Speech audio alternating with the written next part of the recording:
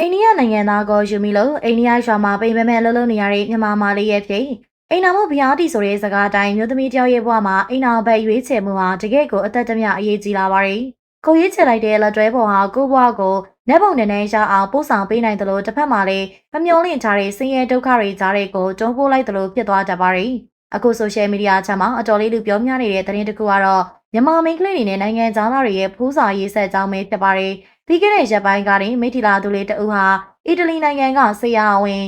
ခုဆောင်ဆုံးပြီးတော့ခန်းသားထေဝါစာလက်ထပ်ခဲ့ကြတာကိုအားလုံးကအားကြပြီးဖြစ်ခဲ့ကြပါတယ်။ဒါကတော့ချစ်စိတ်ရင်ဝေးတယ်မရှိဆိုတဲ့စကားအတိုင်းဘဝကိုမြင့်တင်ပေးနိုင်တဲ့လက်တွဲပေါ်ကောင်းတွေရရှိခဲ့ကြတာပါ။ဒါပေမဲ့အခုတင်ဆက်ပေးမယ့်သတင်းကတော့ရှေ့ရသတင်းတွေနဲ့လုံးဝဆက်ကြမဲ့ဖြစ်နေလို့လူအများစိတ်မကောင်းဖြစ်နေကြရပါတယ်။ဒါကတော့စင်ကာပူနိုင်ငံမှာအလုပ်သွားလုပ်နေရင်းနဲ့အိန္ဒိယနိုင်ငံသားတဦးနဲ့ချစ်ကြိုက်မိသွားတဲ့ရှမ်းပြည်နယ်ကတိုင်းရင်းသူမြန်မာမာလေးတဦးရဲ့အကြောင်းပဲဖြစ်ပါတယ်။စင်ကာပူဆိုတာကမ္ဘာအဆင့်မီခင်မီမျိုးကြီးဖြစ်ပြီးတော့အလောက်ကိုင်းခွင်လန်းလေးကောင်းမွန်တဲ့နေရာတစ်ခုပါ။ဒါပေမဲ့သူမကအချစ်နောက်ကိုလိုက်ရင်းနဲ့ယောက်ျားနောက်ကိုလိုက်ရင်းရောင်နောက်စရုံးပါဆိုတဲ့ရှေးလူကြီးတွေရဲ့စကားအတိုင်းခင်မွန်းတဲ့ရှိရာအိန္ဒိယနိုင်ငံရဲ့ဝေးလံခေါပြလာတဲ့ကျေးရွာလေးတစ်ရွာကိုလိုက်သွားခဲ့ပါတယ်။အခုချိန်မှာတော့သူမရဲ့ချင်းနေဟာစင်ကာပူကခင်မီဘဝနဲ့လုံးဝကိုမှကွာခြားသွားခဲ့ပါပြီ။ဆိုရှယ်မီဒီယာမှာပြန့်နှံ့လာတဲ့ဗီဒီယိုတွေကသူမဟာအိန္ဒိယရိုးရာစာရီကိုချက်ချနာနာခြုံကနွားချေးကြုံကျွဲချေးကြုံနွားနှုတ်ညင်နဲ့ဟင်းချက်ထမင်းချက်စားရဲ့အောက်ခြေသိမ်းအလုတ်ကျန်းတွေကိုနေစဉ်ပင်ပမဲလောက်ကင်နေရတာကိုမြင်တွေ့ရပါတယ်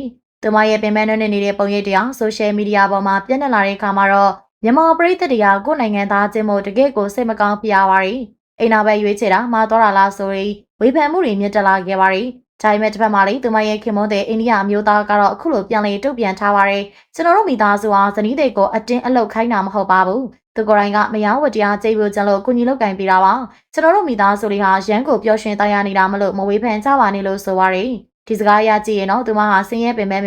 သူမရွေးချယ်တဲ့ချစ်တွက်တော့ကျင်းနေနေပုံရှားပါရယ်ဘလိုပဲဖြစ်ဖြစ်အိမ်နာပဲရွေးချယ်မှုဆိုတာမျိုးသမီးတယောက်ရဲ့ဘဝတသက်တာကံကြမ္မာကိုအကြီးအကျယ်ရိုက်ခတ်နေတာကြောင့်တည်တတာစဉ်းစားဆင်ခြင်ဖို့လိုအပ်တယ်ဆိုတာကိုတော့ဒီပြက်ကတည်ပြနေပါရယ်